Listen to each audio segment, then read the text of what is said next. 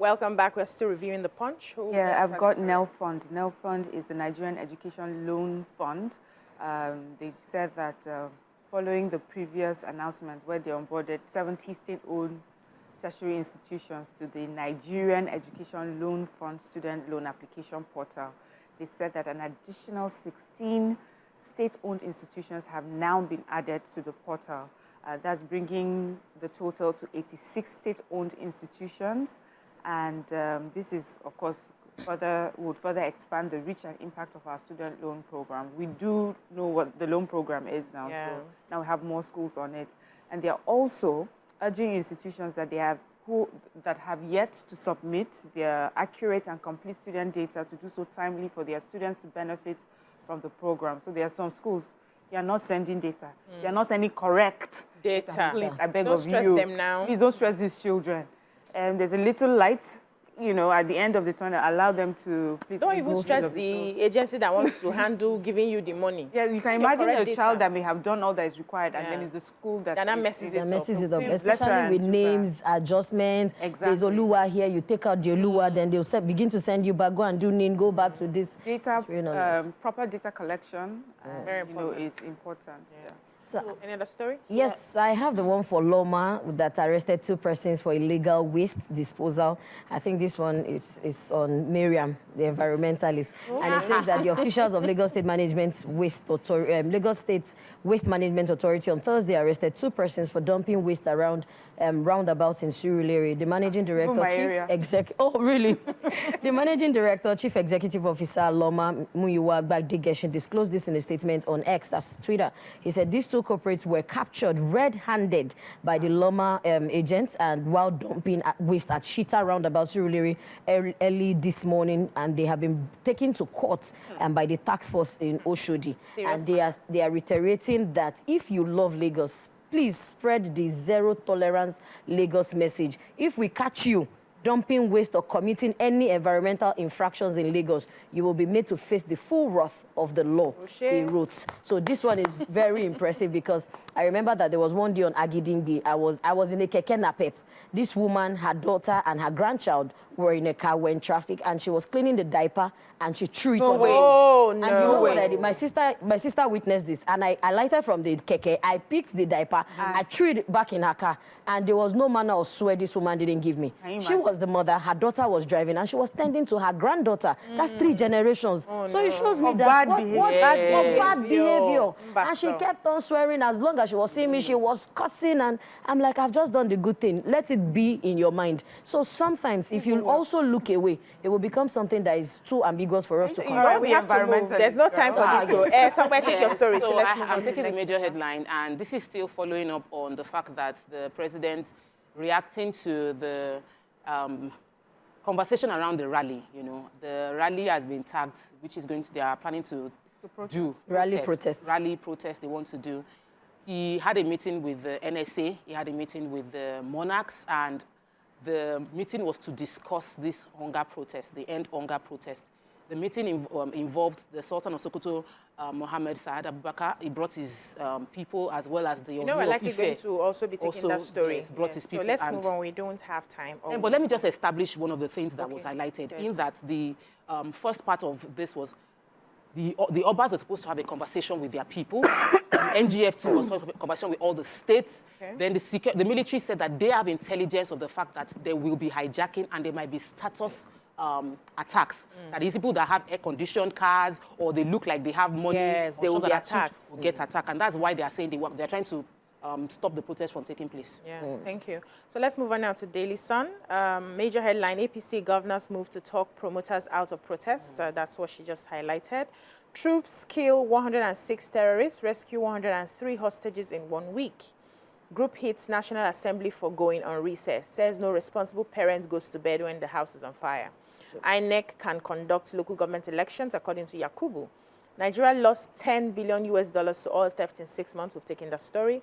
Nigeria records fastest economic growth ever. That's by Edu. 5 dead, others injured in Lagos building collapse. What stories do we have here? I need to take the INEC story. Please give us. Professor Mahmoud Yakub, who is the chairman of INEC, appeared before the National Assembly Joint Committee on the INEC and electoral committees yesterday, and in reaction to the questions from the members of this panel. So this panel, they're sitting concerning the Commission's position on the Supreme Court's verdict about the financial autonomy for local government.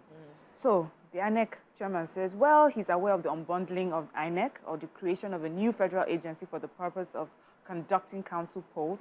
He says, however, INEC under his leadership has the capacity, competence, human resources, and adequate experience to conduct local government elections across the 774 councils. I like where he ended up. He says, if this responsibility for the conduct of local government elections is transferred to INEC, can INEC cope? The answer is yes. INEC can cope. What are we, by definition? INEC. So with the right resources, they've been doing this forever. They've done it at state level, federal government level, the by-elections that happen in the local government. So please. What other stories do we have in the Sun? We have to quickly go. All right, the final paper for today, because of time, Nigerian Tribune. Let's find stories we haven't taken. Malala Fund invests $7.8 million in girl-child programs in Nigeria. Federal government spends $1.5 billion to protect oil installation. We've taken that. Court to hear Edo government suit challenging Shaibu's reinstatement September 24th. 6 workers die. We've taken that. Local government autonomy, teachers' salary better paid by states, NUT. What stories do we have in the Tribune? I took the teacher salaries, NUT, better paid by states. And this one says that the Nigerian Union of Teachers, NUT, has commended President Bola Tinubu for the step taken to ensure local government's financial autonomy. The union, however, said that funding of basic education, including teacher salaries, should be handled by the state government's financial autonomy and the councils notwithstanding. It says, according to NAN, that the national president's NUT Commission, Comrade Audu Amba, stated that the position of the union after its National Executive Council NEC meeting on Thursday in Abuja. Specifically, Amba said that the NEC resolved that salaries and allowances of basic education teachers and other support staffs members should be deducted as first-line charge from the consolidated revenue. He also said in this session that on the NEC in session has deliberated on these topical issues of concerns of teachers in the basic education segment of our society system, and by extension, all Nigerian teachers in the light of its implications to the funding of the basic education of Nigeria. So I think this one that the government will be able to support them to make sure that the local government autonomy carries the people on the grassroots table, and at least teachers will be well rewarded or better paid then. Amen. Actually, talking about my Edo people, the reinstated deputy governor has spoken that she is being slandered that he doesn't have 22 official cars, because a statement came out that the governor Obaseki said he had 22 official cars within his custody. He said he only had 1 official car within his custody, which was purchased in the 3rd year of the first administration of the governor. He said that he knows human beings have different way of doing relationships. He thought he had a perfect relationship. He served the governor sincerely and honestly, diligently, but he does not understand what has happened, that even to his earnings, he cannot get his earnings. That for someone who has served, because he was what do you call that? Because he was impeached, he would not get his entitlement that should come to him, and that's one of the things he's clamoring for. So, we like this, Nigerians like the story of someone that seems to be down. So I seem to have this sympathy for him. But there's no lie there now. He has to get his... He has been impeached, but they've reinstated him. But he's been reinstated. But they are still in court to fight. They had to appeal. Anyway, there's one hot story we are going to miss. Sharp. Let's go. They caught one billionaire. People know him as Henry Odenibo in the film industry. Yes. Okay. Finances movies, he's a movie producer. Everything. Then they killed him. He was one of the gang of kidnappers. They killed him or they caught him? They killed him. They shot him in Mushin. He's in a gang of kidnappers. Yeah, the movie thing is a facade for his various activities. Wow. And he was targeting very wealthy people in Lagos. Like, can you imagine this movie script? Jesus. That he's acting himself. Yes.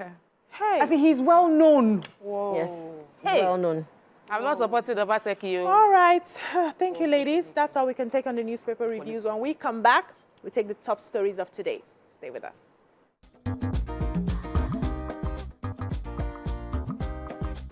Stay tuned. Your View will be right back.